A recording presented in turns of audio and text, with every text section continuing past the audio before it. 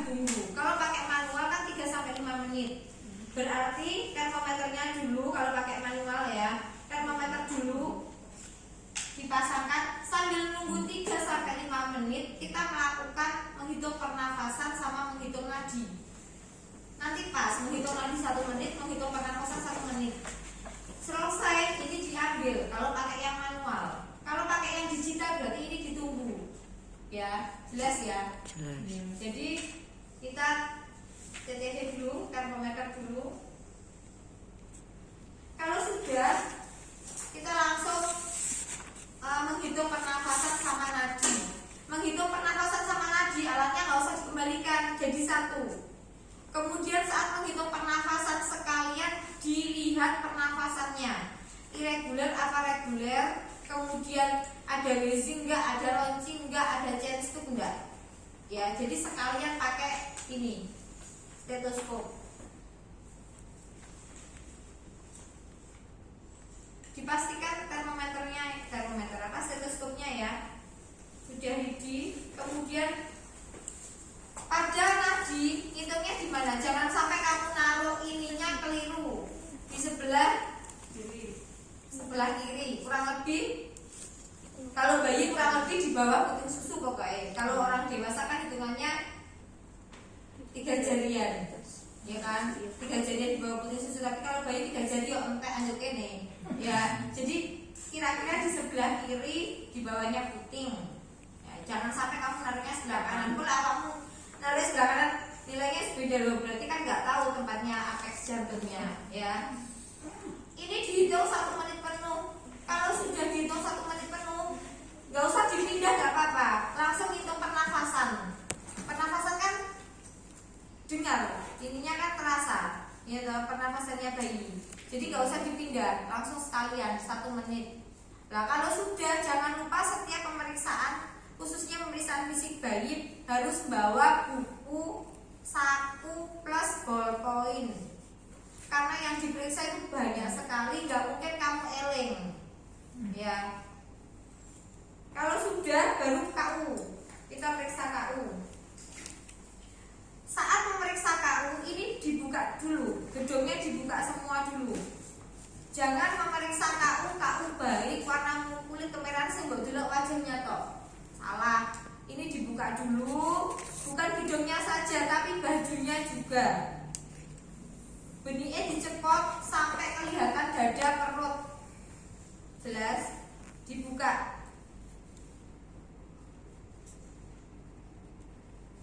Setelah dibuka, diamati, dicek. Ya, kalau sudah, baru ditutup. Biar gak kedinginan, baru kamu ngomong.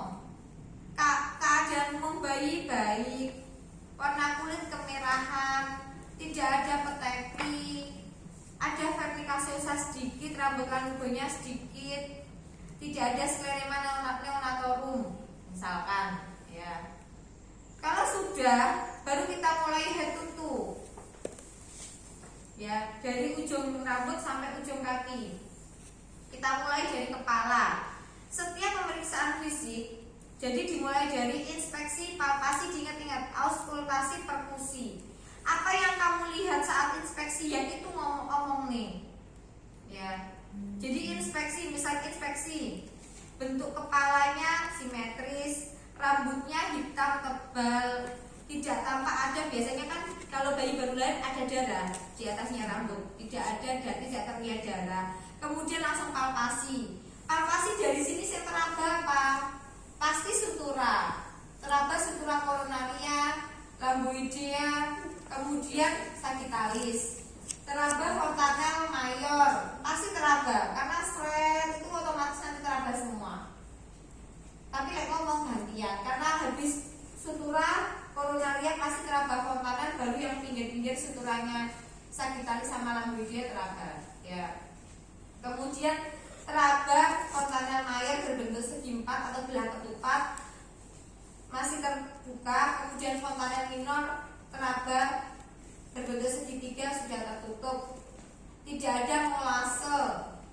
Ya. Kemudian baru dilihat diraba, ada nggak, kadang takut ada yang kayak mendol, tapi sing berapa hari kadang wis dapat endol tapi teraba sih ada kaput ya.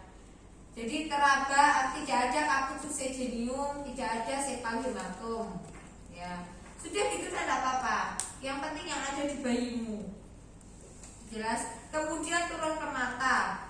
Mata biasanya bayinya merem. Lah, merem itu kecuali kalau nolak ya, nolak itu kan kita sudah lihat bola mata. Kalau merem berarti kamu harus ngambil kapas injeksi untuk mengecek bola mata. Kalau bayinya melek berarti nggak usah dilakukan karena sudah pasti bola matanya ada ya.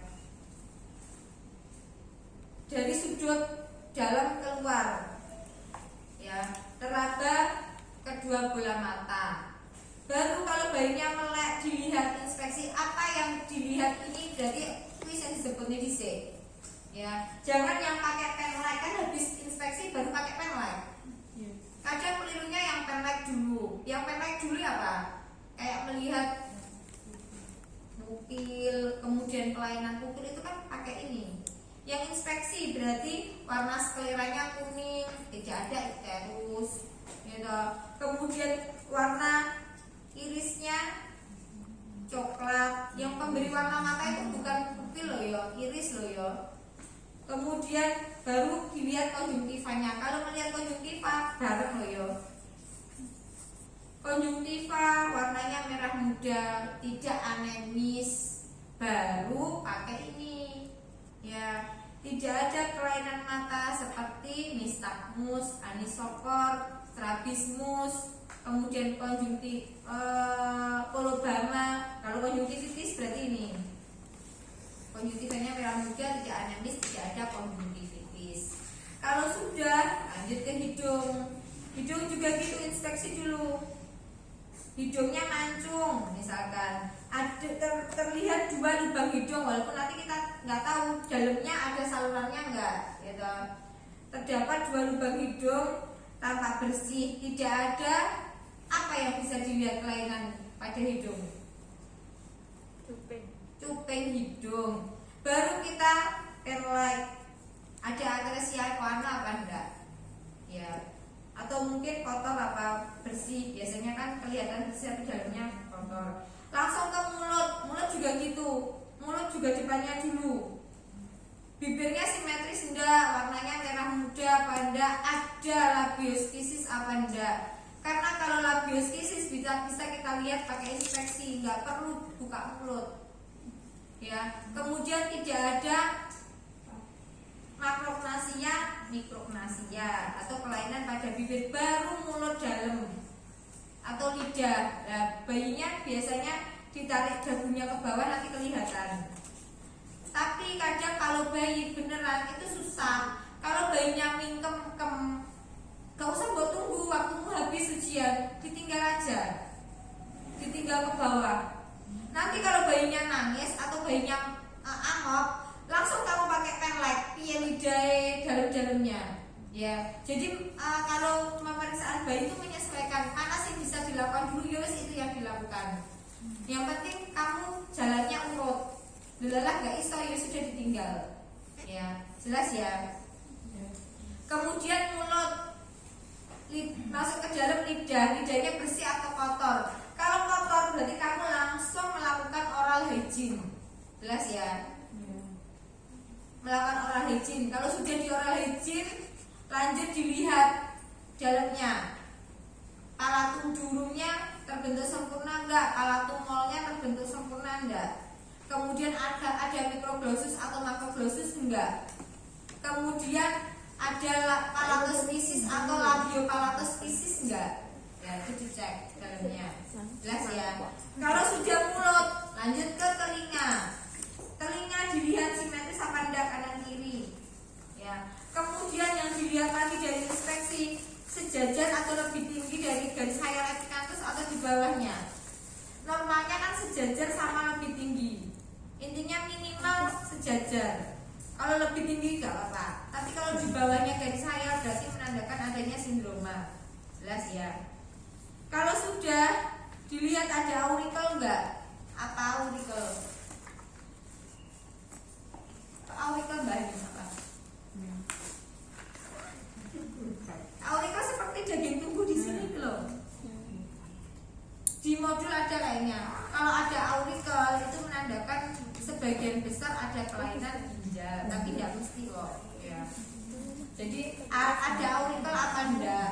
Kemudian dilihat, dicek daun telinganya, tulang kartilagonya terbentuk sempurna apa enggak. Kalau ditekuk kembalinya cepat berarti terbentuk sempurna. Kalau enggak berarti enggak terbentuk sempurna. Kalau enggak terbentuk sempurna berarti bayinya prematur. Kemudian baru masuk pakai penlight. Makanya penlight ini mulai dari mata, hidung, mulut, telinga jangan dikembalikan, tetap pegangan. Kalau sudah selesai telinga baru dikembalikan. Orang kok bodai kayak jarak 1 menit dijupuk neh. Ya, jadi ini dipegang terus sampai telinga selesai. Ya, baru telinga bagian dalam ya dicek ada bersih atau kotor, ya ada darah apa enggak, ya kemudian dan serumen dan lain-lainnya. Kemudian oh ya, untuk refleks kalau di checklist atau di modul itu kan di belakang sendiri, tetapi pada pelaksanaannya refleks itu sekalian kalau memang bisa dilakukan. Tadi saya lupa. Contohnya tadi pada mulut itu routing, sacing, swallowing bisa dilakukan sekalian. Pakai kasa, jangan kapas atau tisu masuknya kok dikelamuti ya. Jadi pakai kasa. Ya. Kemudian di telinga juga gitu. Refleksnya moro. Ya kan? Refleks moro untuk melihat apa? Untuk mengetes apa? Pendengaran. Jadi kalau refleks mulutnya misalkan pada bayi kok refleks mulut nggak kena kemungkinan bayinya ada gangguan pendengaran atau tuli. Ya. Tetapi tanda kutip loh ya. Jadi pemeriksaannya bayi benar-benar harus melek. Dan bayinya turun bokok-bokok, belalah turunnya angker. Kan refleks mulutnya negatif berarti. Nah, itu kan juga bisa karena faktor lain, bukan karena bayinya memang ada kelainan. Makanya sebenarnya pemeriksaan fisik bayi baru lahir, bayinya itu kudu bangun, ya melek, jadi biar tahu. Setelah telinga, ya sudah direfleks, refleks moro itu ada yang digebrak, ada yang bayinya diangkat. Jadi ada 2 cara. Jadi bayinya itu kan tidur, bayinya mau angkat kan bayi pasti kaget dan fleksi. Nah itu berarti refleks moronya positif. Atau digebrak, kaget. Tapi kalau di rumah sakit yang gebrak-gebrak itu kadang izin sama perawat atau itu yang di sana kan gebrak-gebrak. Biasanya kita kadang pakai yang diangkat. Ya, jelas ya. Kemudian leher dilihat simetris apa enggak, ada bebek neck atau enggak. Ya. Kemudian dilihat motilitas lehernya dengan menggunakan refleks tonic neck. Ya, jadi tonic neck itu untuk mengetahui motilitas leher, ya, atau pergerakan otot leher. Tonic neck, bayinya ditoleh nih, terserah ditolehnya sebelah kanan atau kiri. Yang penting tangan yang ekstensi itu mengikuti arah tolehan. Jadi lek noleh kanan berarti tangan sing kanan sing ekstensi, tangan kirinya fleksi. Atau noleh sebelah kiri, berarti tangan kirinya yang ekstensi. Posisi kaki menyesuaikan, ya. Jelas ya. Kemudian langsung masuk ke torak. Torak dilihat simetris apa enggak, kemudian bentuknya torak. Bentuknya torak normal apa enggak? Ada pigeon chest, funnel chest, barrel chest apa enggak? Pigeon chest seperti burung dara. Ya. Ada loh yang pigeon chest. Kok awakmu pigeon chest ngomong kok seperti burung. Saya sebenarnya ngelawak waktu ngajar gelalan pas ujian itu loh, ya sing disebutnya itu sing salah malah sing dieling-eling itu yang salah. Jadi saya ngajar gini, burung dara loh ya, aja sampai kamu besok ujian kayak burung kakak tua. Lah nek kono iku lho gelalan ujian seperti burung kakak tua ya disebutnya. Sing dieling-eling malah yang salah malah lucu kok kaca iki. Ya jadi seperti burung dara. Kemudian funnel chest seperti corong. Kemudian barrel chest seperti Kemudian setelah bentuk torak, puting susunya antara kanan dan kiri harus simetris. Setelah torak, karena tadi kita sudah mendengar wheezing ronci di awal, jadi nggak usah diperiksa lagi. Berarti kita langsung ke abdomen. Abdomen dilihat bentuknya, ya, cembung, tidak kembung, apa cekung, apa cembung dan kembung. Jadi itu inspeksi plus perkusi, ya. Kemudian jangan lupa tali pusat. Tali pusatnya yang penting pada bayi baru lahir dilihat ada tanda-tanda infeksi enggak, sudah bersih, sudah kering atau belum. Kalau kotor bisa dibersihkan menggunakan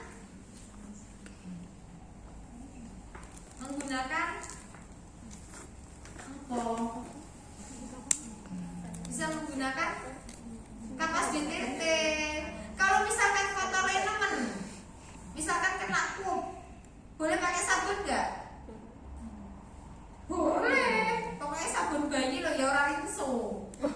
Ya boleh pakai sabun, malah dianjurkan kalau memang kena kup atau yang susah dibersihkan pakai air DTT, boleh pakai sabun, tapi sabunnya sabun bayi untuk menghindari adanya infeksi.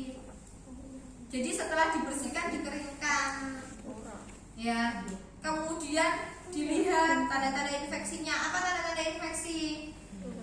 Rubor, kemerahan, dolor, nyeri, kalor, panas, tumor, benjolan, fungsi lensa, kelainan fungsi. Ya, atau disfungsi sama aja. Setelah itu baru dilihat, dipalpasi abdomennya. Ya, ada apa? Hepatomegali apa enggak? Ya, ada splenomegali apa enggak? Ada hepatosplenomegali atau enggak? Ya. Kalau sudah abdomen sudah ekstremitas atas. Ekstremitas atas, ini tadi kan cuma dibuka gini. Lengannya diceprot kabeh. Jadi ekstremitas atas tangan harus keluar dari baju kecuali kalau pakai kudungan. Nggak usah dilepas, nggak apa-apa. Kudungan ini silat. Yang penting saat ekstremitas itu mulai dari sini sendi bahu sampai tangannya kelihatan, ya. Dipajak nih kanan dan kiri simetris apa enggak, ya. Setelah itu dilihat, dicek jumlah jarinya berapa, garis tangannya berapa. Normalnya jumlah jari kan ya 5. Berarti tidak ada polidaktil, tidak ada sindaktil, kemudian tidak ada sindrom, tidak ada fraktur, tidak ada paralisis, ya. Kalau fraktur dilihat ya sampai sininya, sampai klavikulanya. Klavikulanya simetris, fraktur, paralisis kan kemarin kita sudah dapat paralisis brachialis, paralisis plum itu di sini biasanya, ya. Yang sering brachialis nggak ada. Kalau sudah nggak ada, normal semua, baru direfleks. Refleksnya grab atau grasping, menggenggam atau mencengkram, ya. Kalau sudah ekstremitas, baru ke punggung, ya. Punggung simetris dilihat. Kemudian tidak ada kelainan seperti kurvatura, kolumna vertebralis, skoliosis, kifosis, lordosis. Tidak ada spina bifida. Kemudian dilakukan refleksnya refleks galan. Masih ingat kurvatura kolumna vertebralis atau kelainan tulang belakang. Lordosis itu sing piye? Sing tulang belakangnya ke belakang gini, cegek. Kifosis yang bungkuk. Skoliosis yang S, bisa miring ke kiri atau ke kanan, ya. Kemudian spina bifida. Masih ingat apa spina bifida? Kelainan tulang belakang yang disebabkan karena pembentukan tulang belakang yang tidak sempurna karena apa?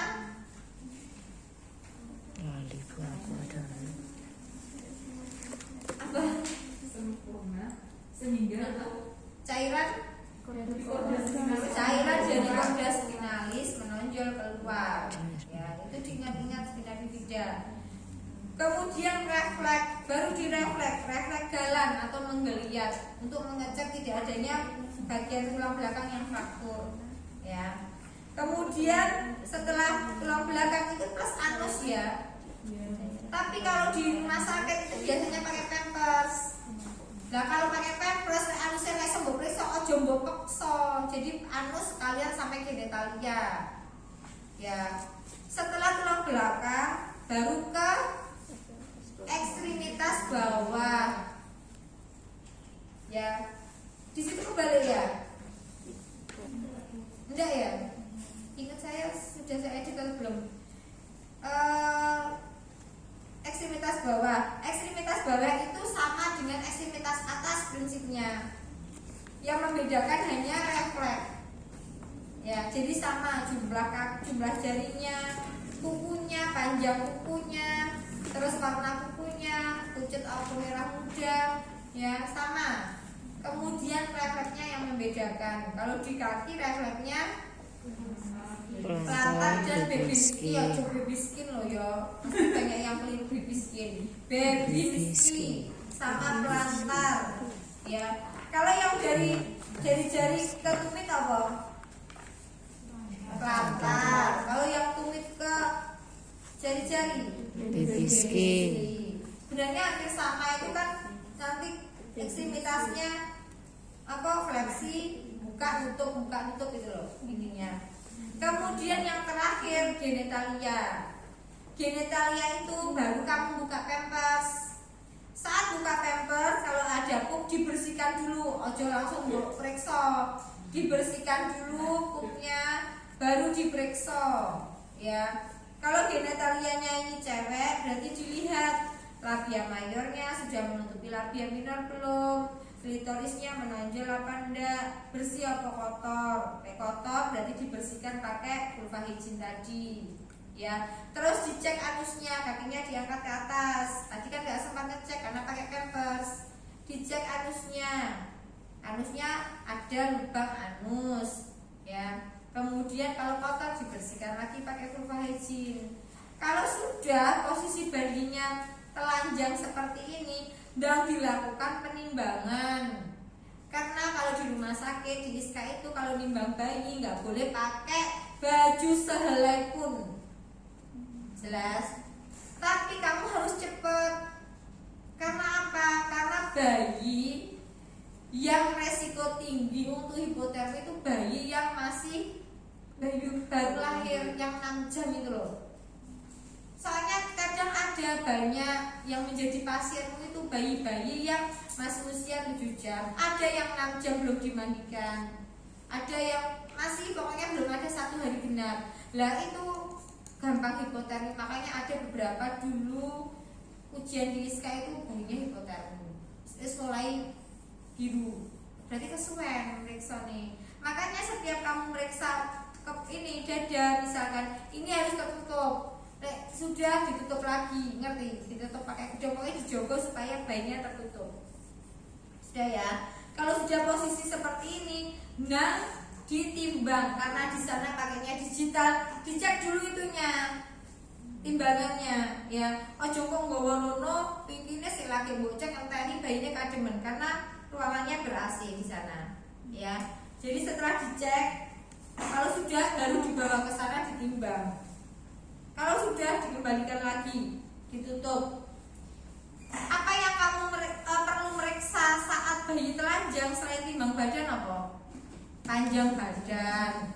Lah saat habis timbang badan, panjang badan kamu lakukan. Ya. Jangan lupa ukur panjang badannya kayak yang saya ajarin kemarin loh. Ini aja mbok titik langsung diseret. Wes, ya. Baru diukur panjang badannya. Posisinya ini kan seharusnya ada bedongnya. Ini karena seharusnya pakai meja periksa itu. Nah, posisinya kan gini. Tangan kirinya megang lengan kiri bayi, tangan kirimu. Ayo iki awas sesuk ujian dari sana.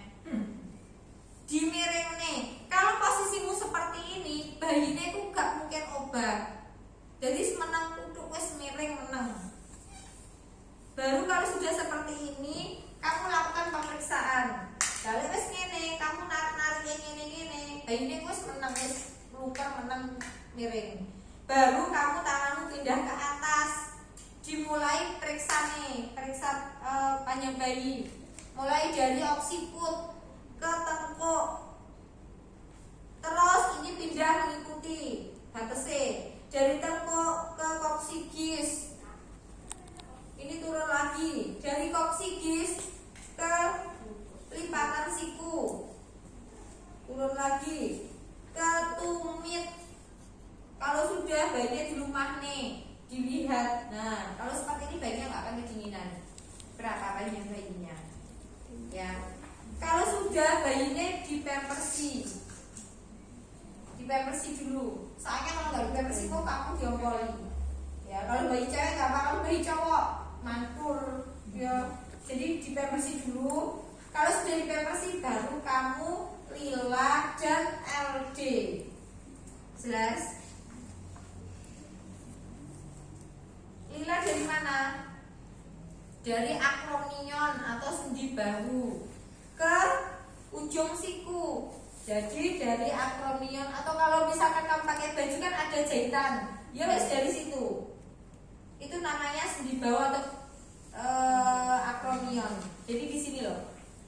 Ditarik, dipastikan nol loh ya. Ojo kamu tariknya mulai dari ujung sini. Salah, dari nol. Nolnya dipasnya sendi bahu, ditarik ke ujung siku. Ditarik ke ujung siku sini. Dibagi 2. Berarti kalau ini misalkan berapa ini? 3 ini aja ngalih. Dibagi 2 ini berarti berapa? Misalkan ini, kalau saya kan panjang, misalkan ini 10 bayinya. Berarti 5-nya neng kene diputer. Wes, jelas. Jadi nggak boleh ini, oh ini 10 ngalih. Dan 10-nya tadi tengah-tengahnya di mana 5-nya? Kan nggak boleh pergi ininya ya. Kalau sudah baru lingkar dada. Lingkar dada itu harus melewati kedua puting. Jadi ini metline harus kena kedua putingnya. Jelas? Kalau sudah bayinya dipakai baju dulu. Yes, dipakai baju dulu. Kalau sudah dipakai baju, saya anggap ini dipakai baju ya, digedong dulu. Yes, digedong dulu. Digedong sing rapi. Kalau sudah, anggap saja ini sudah digedong ya. Kalau sudah baru kamu melakukan antropometri. Ya, karena antropometri itu enggak buka gedong lagi. Bayinya wis anget. Ya. Kita mulai antropometri mana ke sini. Antropometrik ada 3 yang wajib diperiksa saat ujian.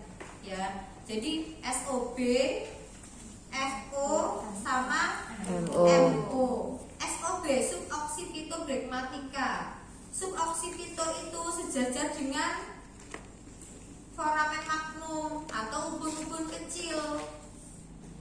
Suboccipitobregmatica. Bregmatica itu sama dengan fontanel mayor atau ubun-ubun besar. Jadi dari kata-kata suboccipitobregmatica itu bisa ditarik antara foramen magnum ke fontanel mayor. Ngerti? Foramen magnumnya sini atau bregmatica, suboccipitonya sini, bregmaticanya sini. Nah, berapa ini? Normanya kan 29,5 sampai 30. Iya toh? Kalau sudah berarti frontooccipito. Frontooccipito, fronto atau dari kata frontal. Frontal itu depan. Depan itu maksudnya sini, melewati kedua belah-belah atau kedua alis. Occipito, occipito itu ujung kepala atau puncak kepala. Lah puncak kepala pada bayi itu beda-beda. Ada yang punyanya di atas sini, ada yang punyanya di sini. Ya toh? Tergantung. Jadi ada yang metodenya lurus, muter lurus, ada yang enggak, tergantung ini bentuk kepalanya. Jadi ditarik dari fronto ke occipito. Berarti kamu nariknya dari belakang aja biar enak. Bayinya nggak diangkat-angkat, ya. Jadi occipitonya belakang, frontonya harus melewati kedua belah belah. Yes. Berapa? Namanya kan 33,5 sampai 35. Ya. Terakhir, mento occipito. Mento occipito itu diameter yang paling besar. Biasanya kalau pada ibu yang melahirkan, diameter mento occipito ini nggak bisa lahir normal, atau letak bayinya itu letak dahi. Makanya kalau letak dahi berarti dari mento, kok dahi sih? Dagu. Dari ujung dagu, ya ujung dagu loh ya, mento occipito ke occiput ke puncak kepala, ditarik 35 sampai 39 kan, ini paling besar. Nah ini loh diameter ini kan modelnya kayak gini loh. Ini kamu ibu yang melahirkan, kalau posisinya VT atau di vagina itu modelnya kayak gini, bayi ini itu berarti letaknya letak dahi, diameternya mento occipito. Normalnya kan letak belakang kepala diameternya SOB, iya kan, yang bisa lahir normal. Lah kalau ini nggak bisa lahir normal. Jadi kata ini loh, kata ini dari vagina, waktu VT itu bayi gini, posisinya kata gini. Jadi ini letak dahi. Kalau seperti ini dia nggak mungkin lahir normal karena diameter terbesar adalah letak dahi. Ya jelas ya. Ya. Selesai pemeriksaan fisik bayi. Ada yang ditanyakan? Jelas? Saya kira saya sudah jelas mungkin menjelaskan.